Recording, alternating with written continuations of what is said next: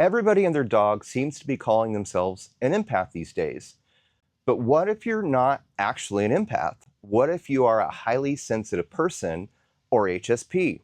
You could even be an HSP and an empath like me. What if your human design chart could show you the actual receipts as proof?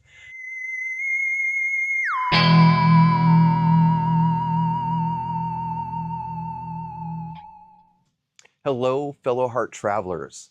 My name is Christopher Box, and welcome to my channel. Today, I'm going to be giving you the tools to finally figure out, are you an empath, a highly sensitive person, or maybe a little bit of both? Because trust me, a lot of people out there think that they know, but human design gives us a whole new way to look at this. And once you understand it, you'll stop feeling crazy, overwhelmed, or lost in everyone else's energy. Today, we're going to cut through the confusion and show you exactly how to tell the difference. I'm calling this the empath epidemic. Social media and spirituality are full of people saying, I absorb everybody's energy. I take on other people's pain. Crowds drain me. and I certainly feel that way and I identify as an empath, but most people lump all sensitivity into empathy without knowing what's really going on. From the human design perspective, it shows that openness in the chart creates sensitivity because you're taking on other people's energy in those open areas. But here's the thing, sensitivity doesn't equal empathy. What true openness actually means is that you absorb, you amplify, and you sample other people's energy when you are grounded enough that you can actually do that. True empathy is conscious, not unconscious amplification. A quick side note on that, my personal experience, I have a completely open or undefined emotional solar plexus. And for a long time, I really thought that I was an emotional hot mess. I really got lost in the amplification of other people's their emotional solar plexus. So I had big emotions. One of my superpowers is I can amplify yucky feelings and broadcast them out almost in a way that is debilitating to the people around me.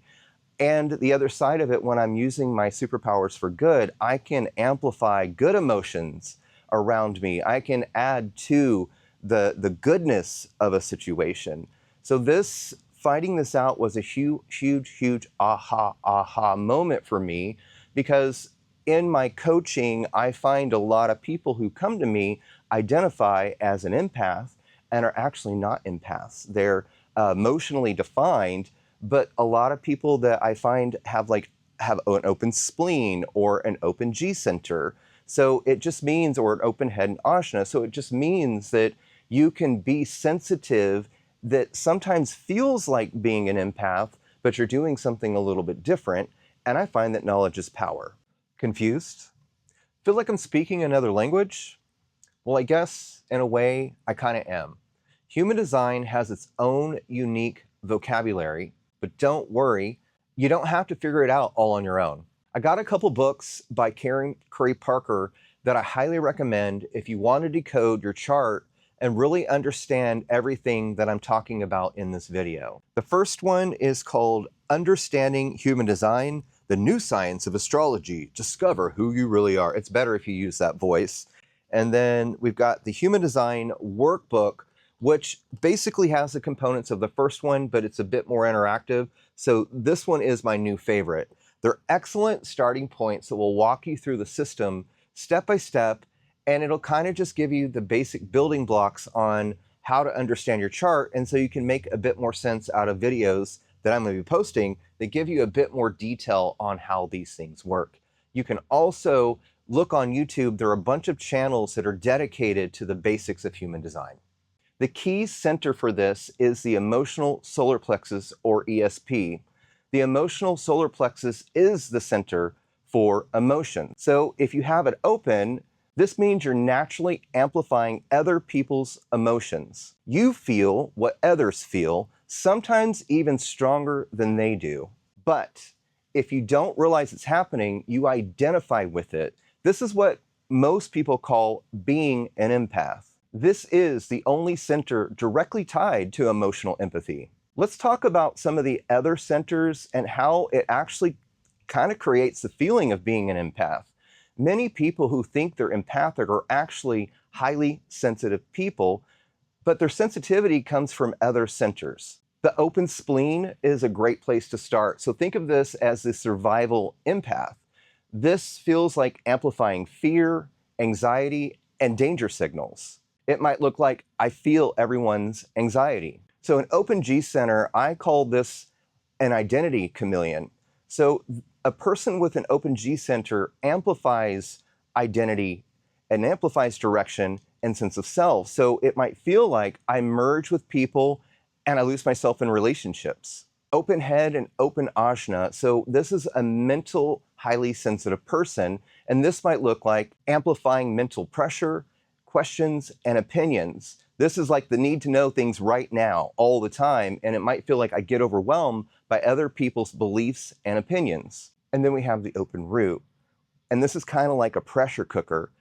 This amplifies stress, urgency, and adrenal pressure, and it might feel like this. I feel everyone's sense of rush and urgency, the need to get it done right now. And it is very, very strong. I have an open root, so I definitely identify with this. So I'm going to break this down. Empath versus highly sensitive person. We're going to do a quick comparison. Empath versus highly sensitive person. So an empath feels emotions as their own. A highly sensitive person is sensitive to energy, environment, and stress. A traditional empath has an open emotional solar plexus. A highly sensitive person has multiple open centers. An empath has emotional waves that they amplify. A highly sensitive person is a nervous system that amplifies energy. An empath does emotional mirroring versus a highly sensitive person is sensory overload. Let's do a couple self-check questions to kind of maybe you can ask yourself to gauge where you are. And what might be fun is to pop on over and check and pull your chart so you can kind of compare before you look at your chart. Do I feel overwhelmed emotionally? Emotional solar plexus. Do I feel overwhelmed by people's anxiety? This is your spleen. Do I feel like I lose myself in relationships?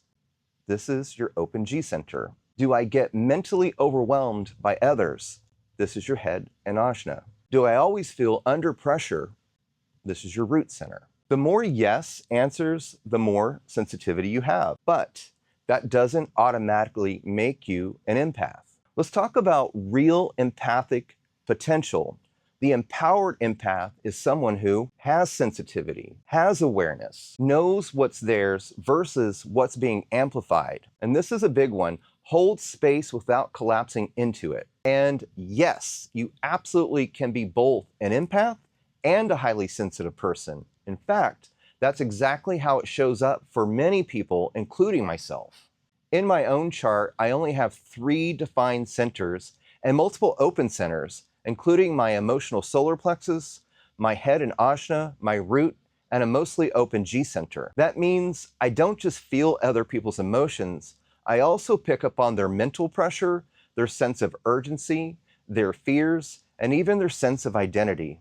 But, and this is a huge one, just because I feel all of that doesn't mean that I am all of that. This is the power of human design. When you understand what you're amplifying, you can step out of the overwhelm and step into awareness. And that's where the real empowered empath begins. This is where we're headed in part 2 of this. In the next video, we're going to talk about what happens when you don't know what's happening, what I call unconscious empathy. It's where most people get stuck and overwhelmed. And I'll show you exactly how to move from reactive sensitivity to empowered empathy. Before you go, I'd love to hear from you. Drop a comment below and let's keep this conversation going. Do you see yourself as more as an empath, a highly sensitive person, or maybe a little bit of both? Which of your open centers do you relate to the most? Where do you feel like you're amplifying energy? What's the biggest aha for you after learning you are or are not an empath? And just so you know, I personally read every comment and I'll be responding. So don't be shy. Let's keep this conversation going, friends. And of course, if you'd like to keep up with my journey, please like and subscribe to my channel.